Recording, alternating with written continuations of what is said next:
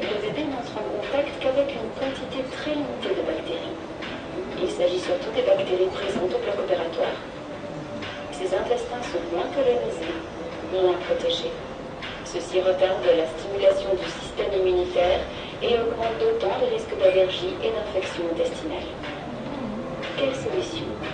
La meilleure solution est le lait maternel, car il renforce naturellement le système immunitaire de votre bébé. Il contient notamment les bonnes bactéries nécessaires à la colonisation de la flore intestinale. Quand votre bébé n'est pas allaité, votre pédiatre pourrait vous conseiller une formule infantile spécifique. Dans le système digestif, les probiotiques se fixent sur les muqueuses. En quantité suffisante, ils forment une première ligne de protection qui empêche les virus et les microbes de traverser la paroi intestinale. Ainsi, le système de défense de votre bébé est renforcé. Demandez conseil à votre pédiatre.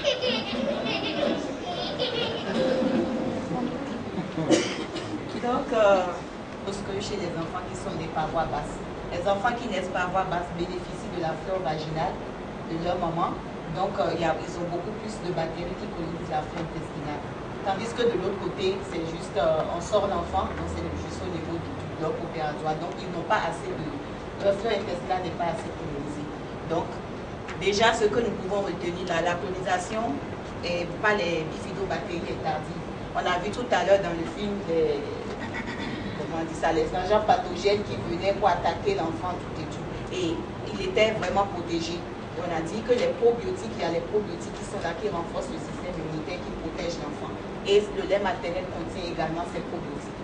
Dans le P-test que nous avons fait tout à l'heure, il y a eu des questions sur cette partie-là. Est-ce que le lait maternel contient des probiotiques? Voilà. Donc la césarienne expose à un plus grand risque de maladies infectieuses comparativement à la naissance par voie basse, reste et demeure le lait maternel. Donc le lait maternel nourrit et protège à la fois le bébé. Donc le nourrisson qui est nourri au lait maternel a donc moins de risque de faire des infections et des allergies. Et donc, que faire? Il y a eu des situations certainement auxquelles vous faites face où il n'y a pas possibilité que le bébé bénéficie du lait de sa maman. Il y a des situations, on a vu dans la présentation du docteur Nagano tout à l'heure, où les deux bébés tiraient les deux seins, bon, c'est un peu compliqué, comment il faut faire. Donc, il y a ces situations-là. Que faire dans ces situations? Ce que Nestlé propose, c'est la gamme NAN, qui est une gamme complexe, enrichie en probiotiques pour pouvoir renforcer les défenses immunitaires de l'enfant. Donc, le lait maternel contient, comme je le disais tout à l'heure, des probiotiques pour la protection du nourrisson. Et les probiotiques sont utilisés maintenant depuis plus d'une vingtaine d'années dans la production des laits infantiles. Voilà.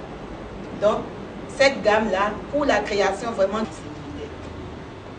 Avec le NAN 1, la flore intestinale est saine et comparable à la flore intestinale des nourrissons qui sont nourris au lait de lait maman. Ça permet de renforcer également la protection contre les infections infantiles, les diarrhées, les maladies gastro-intestinales. Permet également de diminuer la sévérité des maladies allergiques dans la petite enfance et dans l'âge adulte. Le NAN1 contient aussi des acides gras polyinsaturés qu'on appelle le DHA et l'ARA dans une proportion, dans un rapport de 1 comme dans le lait maternel, qui permet de moduler la réponse immunitaire et d'assurer un développement optimal de la vue et du cerveau.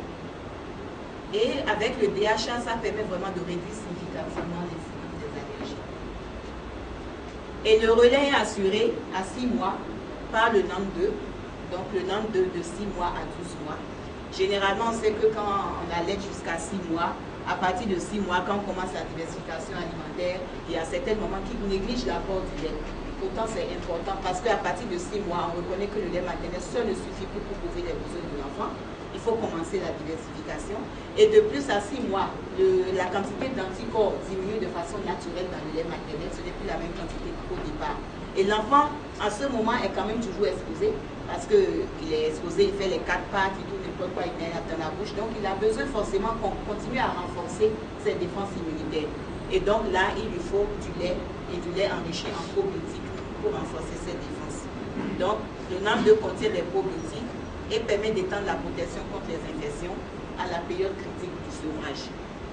À partir de 12 mois maintenant, on donne le NAN3 qui est un lait de croissance. C'est toujours bien de continuer à donner, à apporter du lait à l'enfant, même s'il mange du pot.